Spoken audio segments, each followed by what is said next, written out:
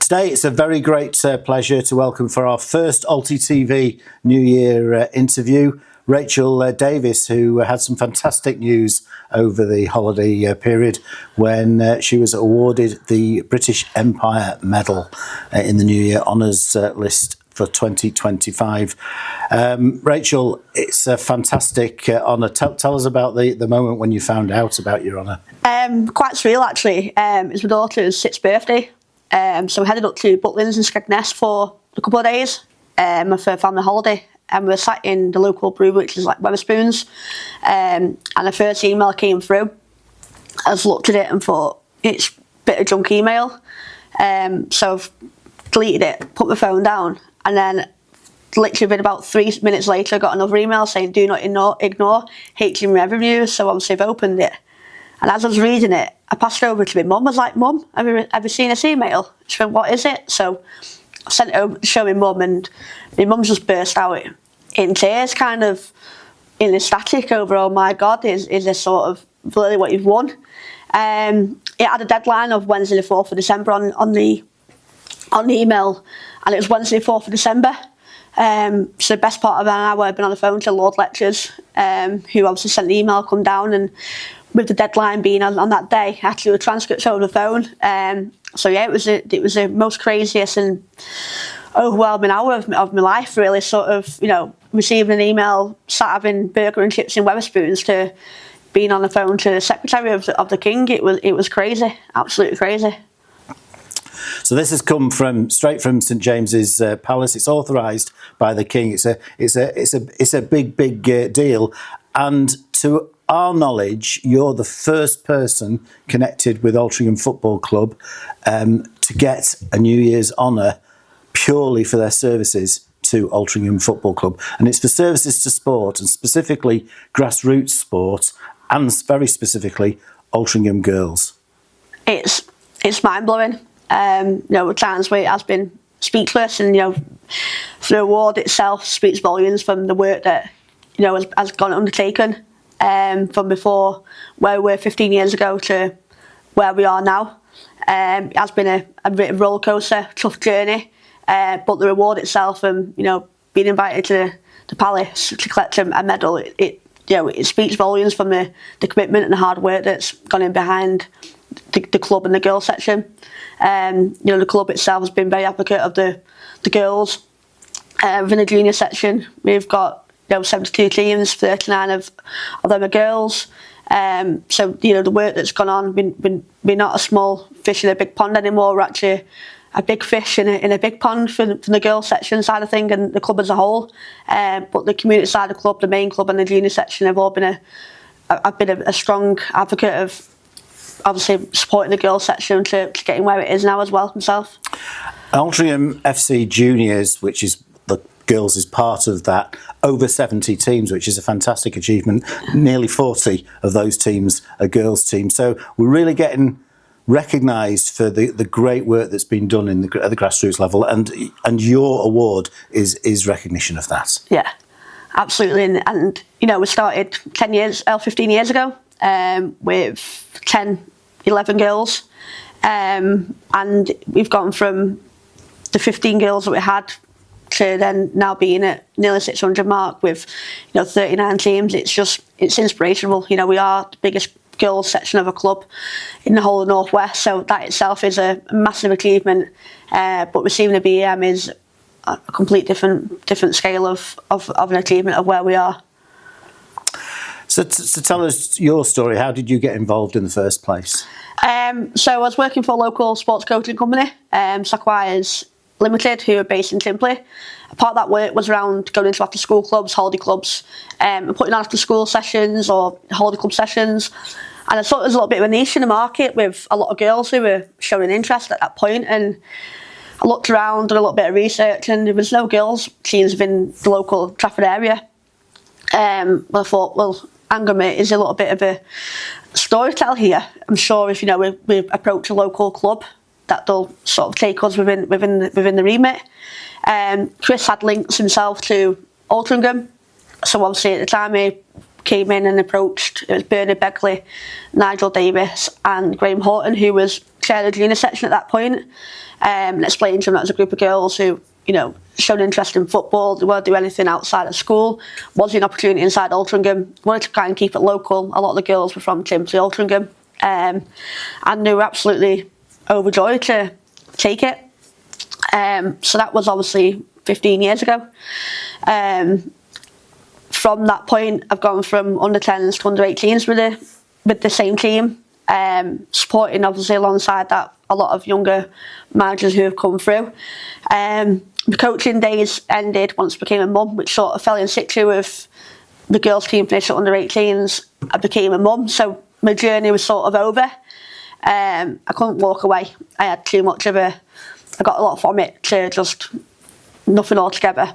And at the point where the person who was in charge of the girls section stepped away and just sort of gradually took over.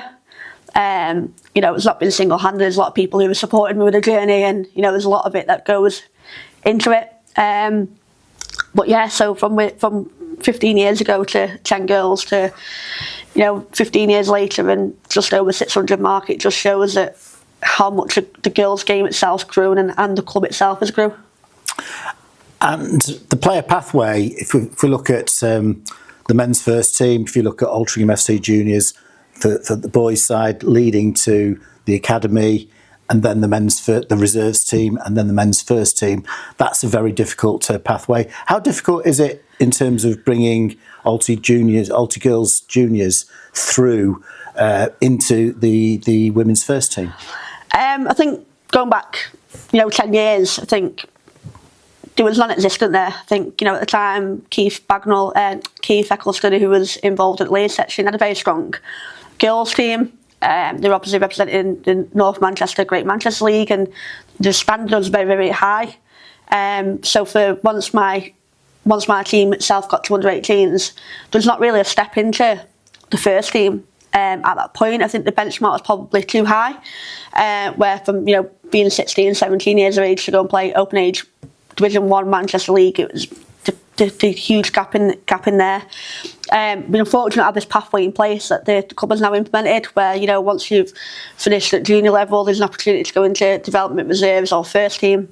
So we miss a little bit of a gap, but now the club has obviously got the process and strategy in place now, where once we finish our junior section, there's an opportunity to then feed into the first team at the ladies, which I think perhaps about 8 girls from our last season's Hawks are now playing first team football for the first team, which is fantastic. And hopefully now it'll only have a progress for our next team that's coming through now. Do they be looking to then play an open age in the first team, or do we look at an opportunity of creating that reserves or development team that was always been a gap of? Like I say, hopefully that will be a conversation in February, March with the club and the junior section in terms of how we create the next stage of pathway. It's fantastic the way that so many of the junior girls have come through into the first team squad this season, and in some ways that's come through adversity, because the first team have had a very difficult couple of years, but this season under Alex Hilton-Slee, they've done superbly well. There's some great young players, and it's fantastic that so many of them have come through the ranks, and they're playing some great football. Yeah, and I think it's come at the right time. I think obviously we've got a lot of girls who have fed in this year.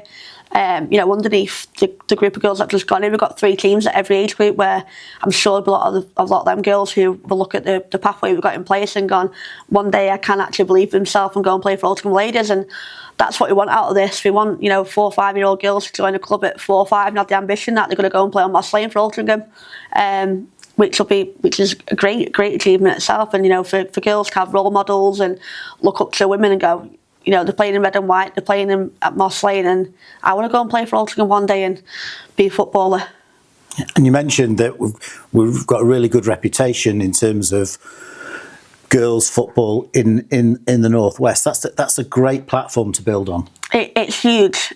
You look at South Manchester Girls Football League, you go across their divisions, and we see 4 or 5 teams in every age group. It just shows how huge we are as a club. And you work on Partington or Long Hay at 11, 12 o'clock on a Saturday. It's full of red and white girls playing.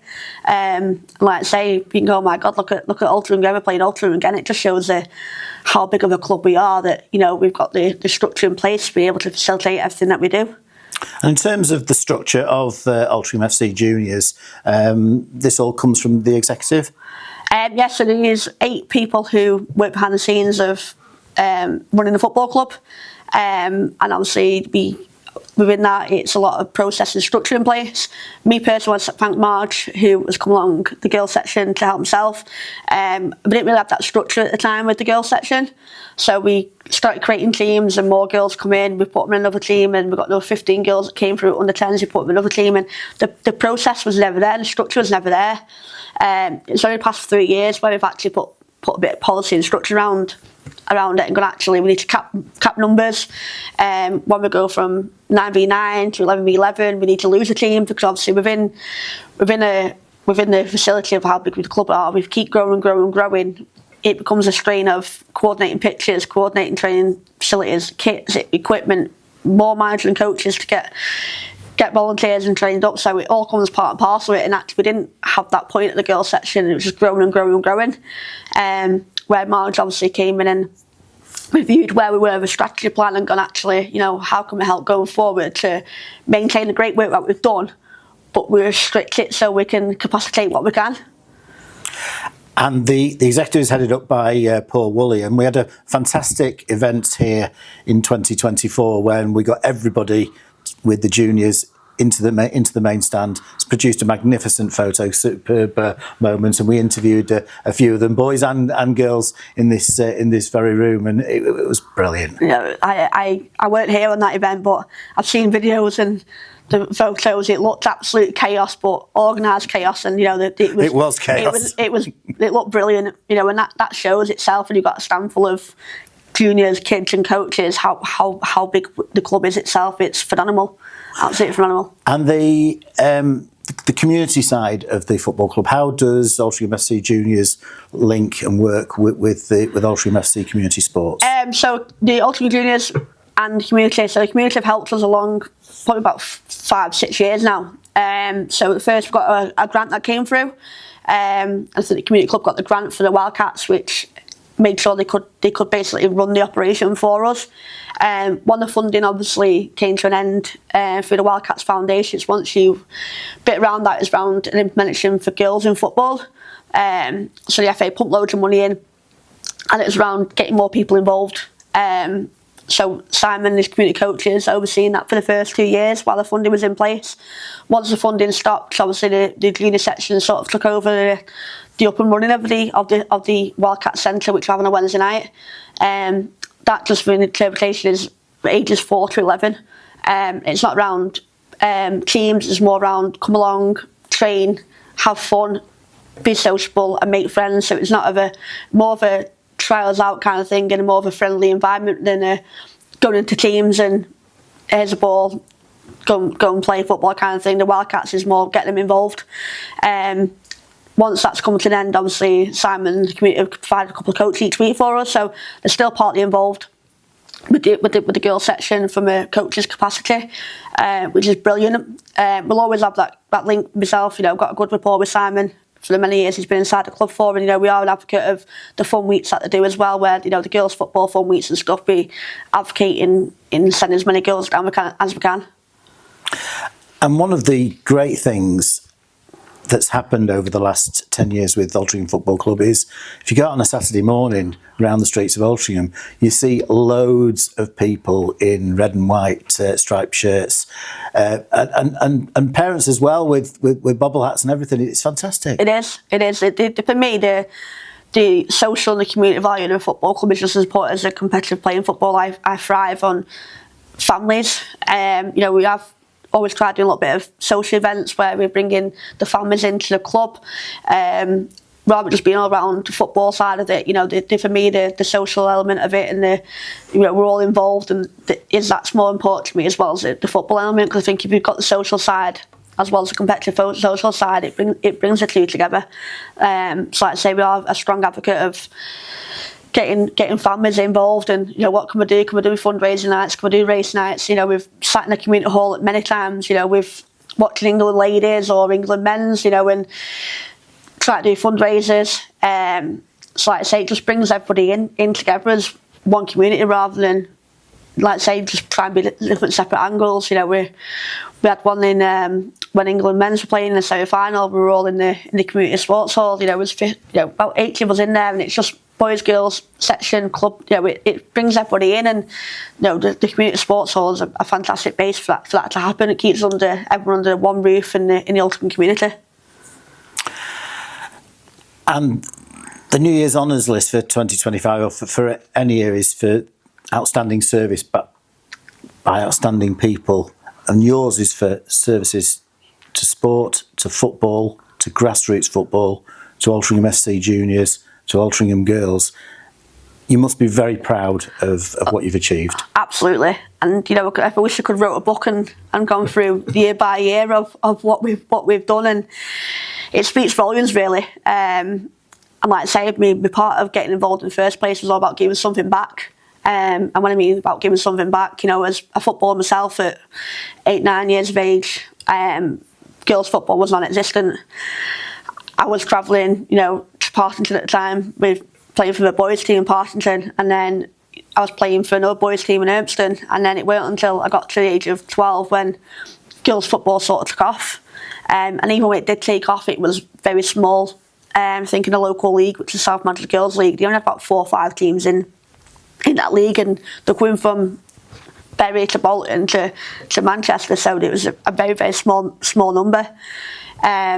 So yeah, so the reason why I got involved was around, you know, trying to give girls the opportunity that I never had when I was that age. And look, I'm glad now I can sit here 15 years later, and you know, I've not only given them an opportunity, but the opportunity is there for them now in terms of the age that they come in, the time that they come in, the facilities that we've got to offer them, and the pathway in place. It just shows that, you know, from the age of 4 to 40, you know, we've got the pathway to be able to give players and parents alike the opportunity of being with us as a football club. And you've done the role of coach, you've done a huge amount as part of the executive at Altrincham FC Juniors, but that doesn't tell the whole story, because a lot of what you and the people within the juniors do is to do with mentoring, counselling, helping with people's mental health, and that's across the board these days. It's particularly with what we experienced with COVID, that sort of brought things very much to a head and moved things on very, very quickly. But improving mental health is about all of us, really. It is. And you know, when I use mental health, I thought, you know, it was a big word to use, but you know, there's got a lot of girls who struggle with self-esteem, who struggle with confidence. You know, it's everything in between. When you know, little 7-year-old girl who turns up and, you know, clinging on to mum and dad because just confidence isn't there, and you look at that year of being inside one of our environments and absolutely flourishing. So it's about always being, like, for me, it's about being a role model and always being an advocate of, I'm always here for parents, players, managers, coaches, just to have that chat with me. And if anyone's struggling, you know, or needs any help with anything, I'm always on the end of the phone to guide and support wherever I can. Well, Rachel Davies, I just want to say, on behalf of Altrincham Football Club, you've done a fantastic job. You must be very, very proud of your achievement and the support that you've had from everyone, because it's not just about one person. You've got lots and lots of help from people around you. Absolutely. We've got, you know, the exec committee who, you know, there's eight coaches on there who do an absolute fantastic job for the junior section of the club.